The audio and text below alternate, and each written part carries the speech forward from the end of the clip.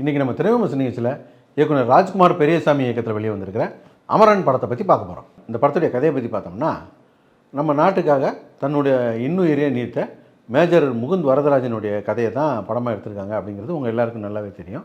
இவரோட கதையை அப்படியெல்லாம் எடுக்கலை, சினிமாவுக்காக சில மசாலாலாம் தேவைப்படும் இல்லையா, அதெல்லாம் போட்டு கொஞ்சம் மாற்றி தான் படத்தை எடுத்திருக்காங்க. குறிப்பாக அவருடைய சொந்த வாழ்க்கையில் நிறைய மாறுதல் பண்ணியிருக்கிறாங்க. இந்த படத்துடைய கதையை அவருடைய மனைவியாக இருக்கக்கூடிய இந்து ரெபேக்கா வர்கீஸ் அந்த கேரக்டருடைய பார்வையில் தான் இந்த கதையை சொல்கிறாங்க. அந்த கேரக்டர் வந்து சாய் பல்லவி பண்ணியிருக்காங்க.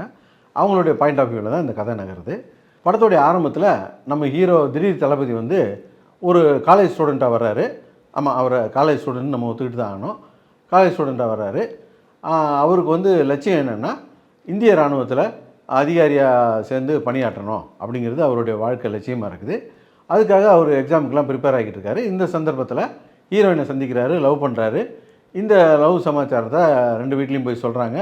அதில் ஹீரோ வீட்டில் ஓரளவுக்கு ஓகேன்னா கூட ஹீரோயின் வீட்டில் ஒத்துக்கவே மாட்டேங்கிறாங்க.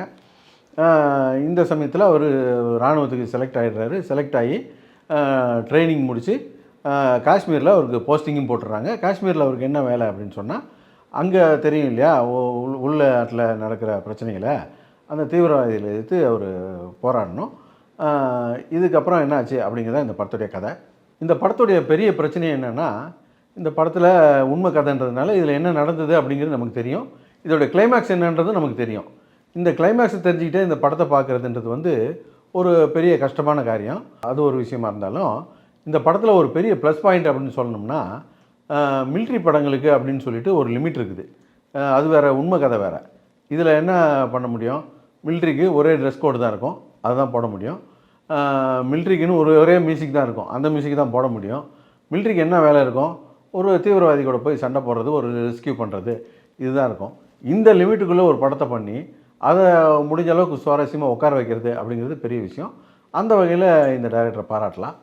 இந்த படத்தில் இன்னொரு பெரிய பிரச்சனை என்னென்னா, ஒவ்வொரு சீனுமே லென்த்தாக எடுத்து வச்சுருக்கிறாங்க. ஃபைட்டெல்லாம் கூட லென்த்தாக எடுத்து வச்சுருக்கிறாங்க. எப்படா ஃபைட்டு முடியுன்ற மாதிரிலாம் ஆகிடுது. படத்தை டோட்டல் டியூரேஷன்லேயே ஒரு 1/4 மணி நேரத்தை குறைச்சிருந்தா நல்லா கிரிப்பிங்காகவே இருந்திருக்கும். உதாரணத்துக்கு துப்பாக்கி படத்தில் ஒரு வில்லன் கேரக்டர் வருவார் இல்லையா, அந்த கேரக்டரை பார்க்கும்போதே எப்படியாவது ஹீரோ இந்த வில்லனை கொலை பண்ணிடணும் அப்படின்னு நமக்கு தோணும். அந்த மாதிரி பண்ணியிருந்தாங்கன்னா இன்னும் கொஞ்சம் நல்லாவே இருந்திருக்கும். அது மட்டும் இல்லாமல், இவங்க ரெஜிமெண்ட்டை பொறுத்தளவுக்கு தீவிரவாதியை பார்த்தா சொல்கிறது வேலை கிடையாது. மக்களோட மக்களாக இருந்து அவங்களோடைய பழகி இவங்க இன்டெலிஜென்ஸை பயன்படுத்தி ஸ்பையெல்லாம் உள்ளே அனுப்பி அவங்கள கண்டுபிடிச்சி அடிக்கிறது தான் இவங்க வேலை. அதுக்கு ஒரு சீன் தான் இந்த ஸ்பையை உள்ளே அனுப்புனாங்கன்றதை தவிர, மற்றபடி வேறு எங்கேயும் ப்ரில்லியண்ட்டாக இவங்க வேலை பார்த்தாங்கன்றதுக்கெலாம் சீன் இல்லை. அது மட்டும் இல்லாமல், ஒரு தீவிரவாதியை பிடிக்க ரைடுக்கு போகிறாங்க. நைட்டு பூரா இருந்து அங்கே சண்டை நடக்குது. சண்டை நைட்டில் நடக்கும்போது பார்த்தா அவன் தப்பிச்சு ஓடுறான். பார்த்தா பகலாகிடுது, பகலில் ஓடிக்கிட்டு இருக்கான். நைட்டு பூரா சண்டை போட்டு பொழுது விடிஞ்சிச்சின்னு எடுத்துக்கிறதா, நைட்டு பூரா சண்டை போட்டு காலையில் வரைக்கும் ஓடிக்கிட்டே இருந்தான்றது மாதிரி எடுத்துக்கிறதா. அவன் வந்து கையில் மாட்டிடுறான், நிராயுத பணியாக நிற்கிறான். அவனை அரெஸ்ட் பண்ணி கொண்டு வந்து விசாரிக்கலாமே, அவன் பெரிய தீவிரவாதி, அவன்கிட்ட பல உண்மைகளை எடுக்கலாம். ஆனால் போலீஸ் என்கவுண்டரில் கொள்கிற மாதிரி அவனை கொண்டுறாங்க. அது ஏன் அப்படி பண்ணுறாங்கன்னு தெரியல. பழைய தமிழ் சினிமாவிலாம் பார்த்தீங்கன்னா, பட்டாளத்துக்காரன் வராரு அப்படின்னு சொல்லுவாங்க. அப்போ பார்த்தா ஒருத்தர் மிலிட்ரிக்காரரு யூனிஃபார்ம்லாம் போட்டுக்கிட்டு கையில் ஒரு பொட்டியோடு வருவார். அவர் ஊருக்குள்ளே வரும்போதும் அப்படி தான் வருவார். ஊரில் பஞ்சாயத்து நடந்தால் பஞ்சாயத்தில் உட்காந்து பேசும்போதும் யூனிஃபார்மோடு தான் பேசிகிட்டு இருப்பார். கேட்டால் பட்டாளத்துக்காரன்வாங்க. அதே போல் இந்த படத்துலையும் பார்த்தீங்கன்னா, சிவகார்த்திகேயன் ஊருக்கு வரும்போதெல்லாம் யூனிஃபார்மோடு தான் வருவார். ஆனால் திரும்பி டியூட்டியில் ஜாயின் பண்ண போகும்போது பார்த்தீங்கன்னா மப்டியில் தான் போவார். இது பார்க்க கொஞ்சம் தமாஷா தான் இருந்தது. இந்த படத்திலே இவங்க பார்த்த வேலையில் ஒரு உருப்படியான வேலை அப்படின்னு சொன்னால், இந்த படத்துக்கு சாய் பல்லவியை ஹீரோயினை தேர்ந்தெடுத்தது தான். இவங்க ஸ்கிரிப்டில் ஒரு 50% எழுதியிருந்தாங்கன்னா, அதை 100%ஆக கொண்டு வந்தது சாய் பல்லவி தான் சொல்லணும். ஒரு சின்ன சின்ன ரியாக்ஷனில் கூட அடித்து கலக்கியிருந்தாங்க. ரொம்ப பிரமாதமாக பண்ணியிருந்தாங்க.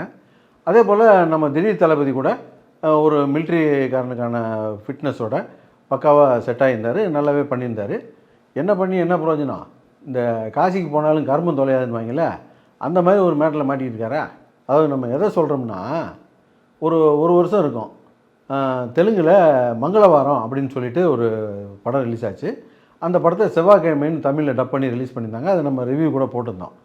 அந்த ரிவ்யூவில் என்ன சொல்லியிருப்போம்னா, இந்த படத்துடைய கதையை பற்றி பார்த்தோம்னா, ஒரு கிராமத்தில் செவ்வாய்க்கிழமையானால் சில பேர் செத்துருவாங்க.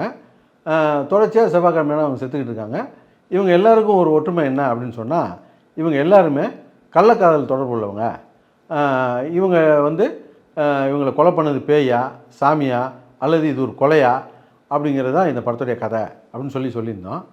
இதை சொல்லிவிட்டு கீழே போய் கமெண்ட்டில் படித்தா ஒரு தம்பி வந்து கமெண்ட்டில் போட்டிருக்கான், அப்போ வர்ற செவ்வாய்க்கிழமை சிவகார்த்திகேயன் செத்து போடுவாரா அப்படின்னு போட்டிருக்கான். எதை கொண்டாந்து எதோடு சேர்க்குறாங்க பாரு. டே தம்பிங்களா, வர வர உங்கள் வேர்டெலாம் ரொம்ப பேடாக போய்கிட்டு இருக்குடா. மொத்தத்தில் இந்த படம் எப்படி இருக்குது அப்படின்னு கேட்டிங்கன்னா, இந்த படத்தில் இந்த டெரரிஸ்ட் ஏரியாவுக்கெல்லாம் கொஞ்சம் முக்கியத்துவம் கொடுத்து இவங்களுடைய இன்டெலிஜென்ஸ் ஒர்க்கை கொஞ்சம் அதிகப்படுத்தி இந்த வழவழா குழகுழான்ற சீன்லாம் கொஞ்சம் கிறிஸ்பாக பண்ணியிருந்தாங்கன்னா ரொம்ப நல்ல படம் அப்படின்னு சொல்லியிருக்கலாம். இருந்தாலும் ஃபேமிலியோடு போய் பார்க்குறதுக்கு ஒரு உருப்படியான படம் தான். ஒரு வாட்டி பார்க்கலாம்.